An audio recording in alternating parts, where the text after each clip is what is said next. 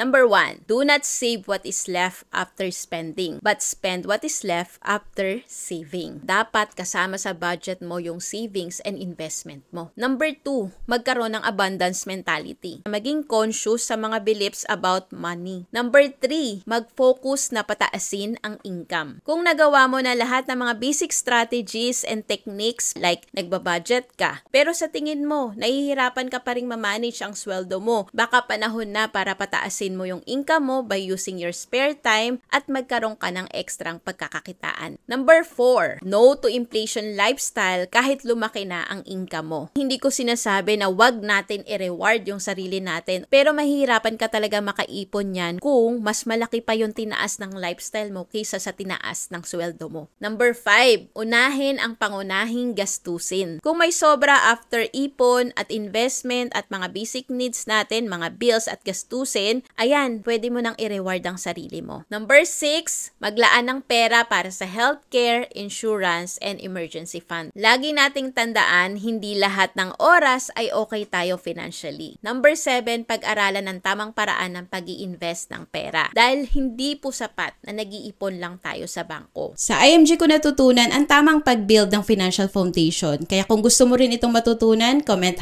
#ipon below para mabigyan kita ng access sa aming free webinar.